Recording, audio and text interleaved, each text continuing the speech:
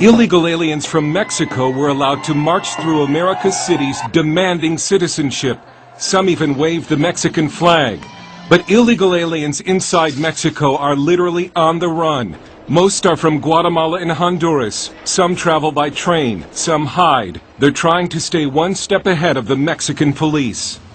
The Mexican government was outraged by the movement to build a new wall on America's southern border. Mexico's foreign secretary went before the cameras to protest that Mexican immigrants are not felons or terrorists. They are human beings who deserve respect and the opportunity to live with dignity. But in Mexico, when it comes to the treatment of its illegal aliens, it's do as I say, not as I do. Mexico has called U.S. immigration policy harsh and has called the proposed wall on the U.S.-Mexico border shameful. But some have called Mexican immigration policy hypocritical.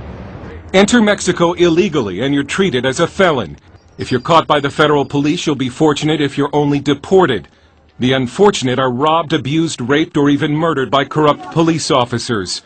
Fernando Aguiar Neri coordinates Red Cross efforts to help illegal aliens inside Mexico. When people approach us, they are usually fearful that we work with the government and are afraid of being reported. One of the 7 principles of the Red Cross is complete neutrality and independence, so we can't cooperate with the Mexican government on the illegal alien issue. Neri says most illegals moving through Mexico try to avoid the cities. The Catholic Church also shields illegal aliens from the Mexican government. We found 2 shelters for illegals in Mexico City, but we were not allowed inside. Most of the Central Americans in these shelters are on their way to the United States. They'll be fortunate if they arrive unharmed. This immigrant from El Salvador said, if you're carrying any money, the police take the money and then say, get out of here. This one says we still have 20 days of travel to reach the United States.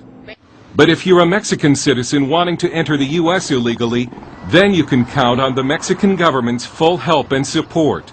It even has a special department called Grupos Beta that allegedly helps Mexicans cross the U.S. border illegally. Although in an interview with CBN News, the head of Mexico's immigration service, Hipólito Trevino, denied it.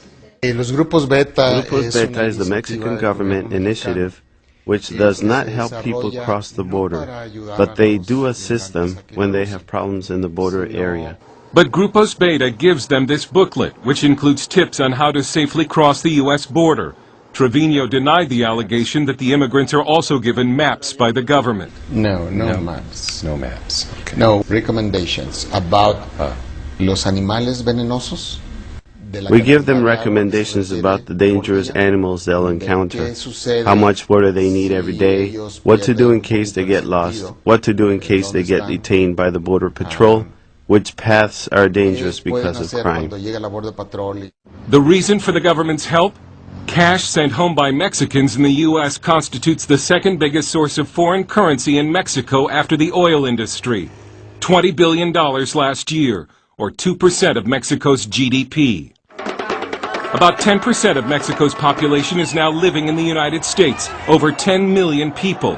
And how many illegal aliens in its own country has Mexico legalized in the past 5 years?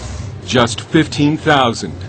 The Mexican government may think that plans to tighten up the U.S. border are offensive, but critics are saying far worse things about Mexico's immigration policy. Dale Hurd, CBN News, Mexico City.